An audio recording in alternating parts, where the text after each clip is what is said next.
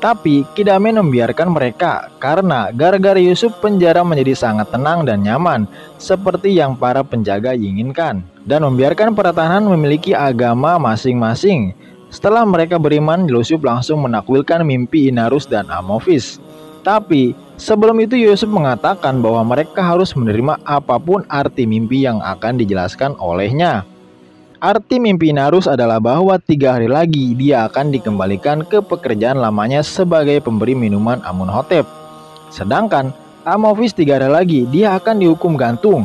Dia akan tetap berada di atas tiang gantung sampai burung-burung memakan jasadnya. Hal itu langsung membuat Amophis merasa panik dan mencari alasan bahwa dia telah berbohong memimpikan hal itu. Sementara Ninivergip langsung mentertawakan perkataan Yusuf jika semua perkataannya itu tidak akan terjadi. Yusuf mengatakan bahwa sayangnya yang dikatakan olehnya sudah ditakdirkan dan pasti akan terjadi.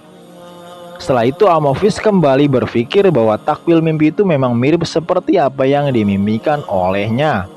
Dan memang benar bahwa para pendeta kuil telah mengkhianati dan membiarkannya begitu saja. Yusuf terus menghibur Amophis dan mengatakan kepadanya bahwa kematian adalah hal yang biasa dan pasti akan dialami oleh semua orang.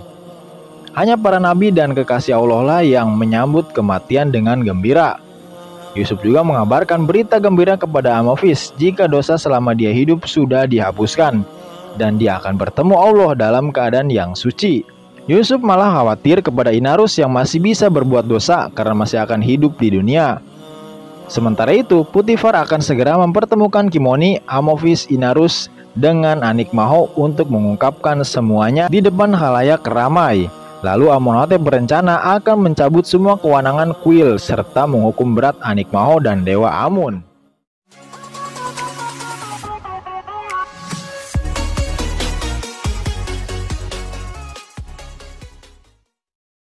Zulekha kembali ke penjara Jafira dan mengatakan kepada Kidamen bahwa dia memenjarakan budak Ibraninya adalah untuk dirantai, dibuat kelaparan, dan dihukum agar ia jera. Tapi mereka malah membiarkan begitu saja. Kidamen langsung menyangkal perkataan Zulekha itu karena jika orang dirantai itu agar ia tak bisa lari, sedangkan Yusuf tidak akan melarikan diri. Orang yang dibuat lapar jika orang itu suka makan, sedangkan Yusuf tidak seperti itu. Tahanan yang dicambuk jika dia melanggar aturan, sedangkan Yusuf tidak pernah melanggar aturan apapun sesekali. Perkataan Kidamen itu langsung membuat Zulekha sadar bahwa Yusuf memang telah mengambil hati para penjaga, bahkan para tahanan yang lain. Kidamen pun mengungkapkan bahwa memang semua orang di dalam penjara ini sekarang sangat menghormati Yusuf, dan dia juga memaklumi jika Zulekha terpikat kepadanya. Setelah itu, Kalimama membujuk Yusuf agar kembali ke istana dan mau menuruti semua permintaan dari Zulekha. Akan tetapi, Yusuf dengan lantang menolak ajakan itu karena dia tak ingin menukar kebebasannya dengan sebuah dosa. Zulekha yang mengetahui hal itu pun menyuruh agar Yusuf terus dipenjarakan sampai ia mati membusuk di dalam penjara.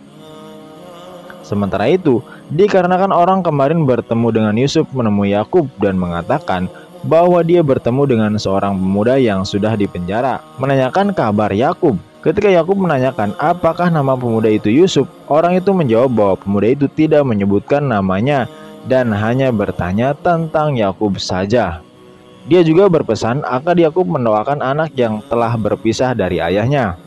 Hal itu langsung membuat Yakub berpikir bahwa pemuda itu adalah Yusuf anaknya.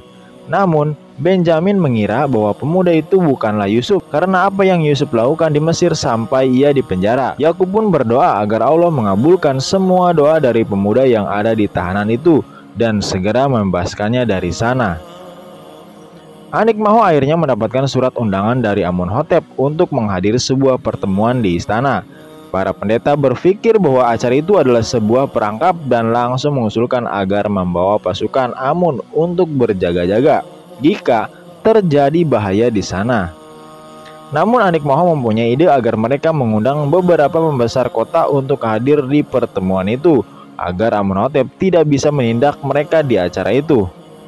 Sementara itu, di penjara Jafira, Apophis dan Binarus akan dibawa keluar untuk disidang di hadapan Amunhotep. Para tahanan lain mulai mempercayai lagi apa yang dikatakan oleh Yusuf karena ini sudah hari ketiga saat dia menakwilkan mimpi Binarus dan Apophis. Seluruh tanah menenangkan Apophis karena mereka percaya jika Apophis akan ditempatkan di tempat yang terbaik oleh Allah. Sedangkan Yusuf meminta kepada Binarus untuk menyampaikan pesan kepada Amunhotep jika dia tidak bersalah dan tak layak untuk dipenjara. Perkataan itu ternyata membuat Yusuf merasa bersalah karena dia seharusnya meminta bantuan kepada Allah, bukannya kepada Amunhotep. Dia terus-menerus merasa bersalah dan bertaubat kepada Allah karena sudah berharap kepada selainnya. Akhirnya Jibril pun datang kepada Yusuf dan mengatakan jika Yusuf tidak mengakui kesalahannya dan segera bertaubat, maka Allah akan langsung mengabaikannya, bahkan mencabut kenabiannya. Karena hal itu, sebenarnya Yusuf ditakdirkan hanya dipenjara selama 1 tahun, tapi dia akan dipenjarakan 7 tahun lagi untuk menebus kesalahannya dan membimbing para tahanan yang nantinya Yusuf akan membutuhkan banyak teman. Pendeta Kimoni yang lama di penjara juga akhirnya dibawa oleh para penjaga bersama Apophis dan Binarus. Saat di perjalanan, Kimoni mulai mendesak Apophis agar dia tidak mau buka mulut di depan Amunhotep. Dia menyuruh agar Apophis mengatakan jika waktu itu dia bersaksi di hadapan Putifar, dia tak tahan karena telah disiksa. Jika Apophis mengungkapkan sumpahnya kepada Amunhotep, maka keluarganya dijamin akan terkena kutukan dari Amun. Anik Moho akhirnya hadir di istana yang sudah dihadiri banyak sekali pembesar-pembesar serta Amunhotep yang menyambutnya. Amunhotep langsung bertanya kepada Anik Moho, apa hukuman bagi para pemberontak yang berusaha membunuhnya? Semua orang pun bertanya-tanya apa maksud dari pertanyaan Amunhotep itu. Dan Padiamun langsung mengatakan bahwa banyak sekali orang yang ingin mengadu domba antara Amunhotep dan para petinggi kuil. Tapi Putifar langsung menyuruh agar penjaga membawa masuk Apophis dan Binarus yang langsung ditanya apakah mereka ada hubungannya dengan para pendeta saat berencana membunuh Amunhotep. Apophis langsung menjawab bahwa para pendeta tidak ada hubungannya sama sekali dengan rencana pembunuhan Amunhotep. Dan saat dia mengakui di depan Putifar, itu karena dia tidak tahan dengan siksaan. Maka dari itu dia mengarang cerita agar berhenti disiksa oleh para penjaga. Anik Moho lalu mengatakan kepada Putifar kenapa dia sangat bersikeras menuduh para pendeta terlibat masalah ini. Putifar pun mengatakan bahwa pertunjukan ini masih akan berlanjut. Kemudian masuklah Kimoni yang membuat para pendeta lain terkejut dan merasa ketakutan. Namun saat Kimoni ditanyai kenapa ia mencari Apophis sampai di penjara, Kimoni menjawab bahwa dia merasa kasihan kepada keluarga yang selalu menangis kehilangan Apophis. Karena jawaban itu, Putifar pun tak bisa lagi membongkar rahasia yang sesungguhnya. Karena Apophis dan Kimoni tidak mengakui yang sebenarnya terjadi. Karena kejadian itu, Amunhotep marah dan mengusir para pendeta karena dia merasa kalah di hadapan semua orang.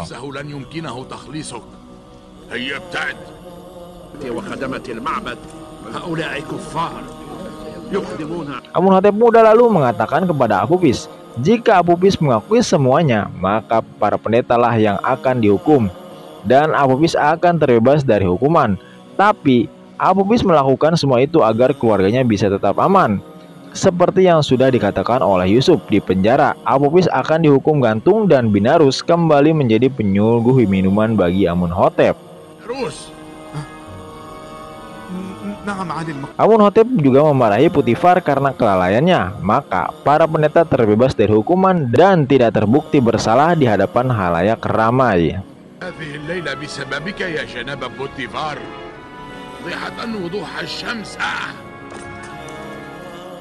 Esok harinya Apophis dihukum gantung di alun-alun, disaksikan oleh seluruh warga kota dan para pendeta yang terus menganggap Apophis adalah orang kafir karena menjelek-jelekan Dewa Amun dan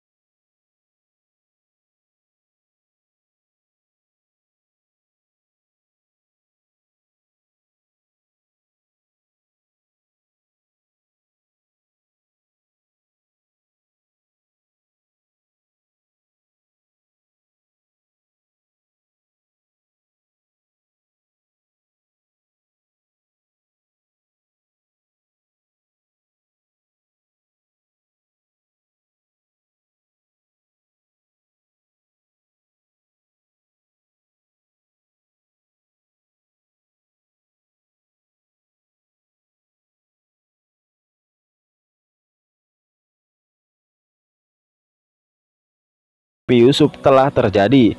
Tapi Nini Vergi tetap menganggap bahwa Yusuf adalah seorang penyihir dan menyuruh Yusuf untuk meramal lagi apa yang akan terjadi. Yusuf menjelaskan bahwa itu bukanlah sihir, melainkan tanda-tanda Allah yang menjadi petunjuk baginya. Dia juga mengatakan bahwa sebenarnya lagi Nini Vergi akan segera bebas dari penjara. Hal itu membuat dia merasa sangat senang karena seharusnya ia dipenjara seumur hidup. Tapi para tahanan lain berharap jika perkataan Yusuf kali ini adalah salah. Sementara itu jasad dari Apufis yang masih tergantung mulai dikerumuni oleh burung agak-agak seperti apa yang dikatakan oleh Yusuf.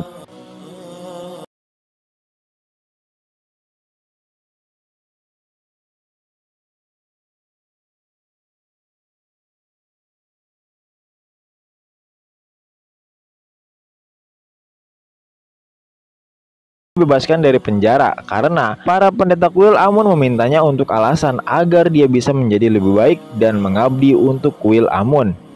أنا حر شعوذ عظيم يا يوزرسيف لا مثيل لك في مصر كلها. Semua tahanan pun lagi-lagi terkagum karena ucapan Yusuf kembali terjadi dan semakin percaya bahwa Yusuf merupakan utusan dari Allah untuk mereka.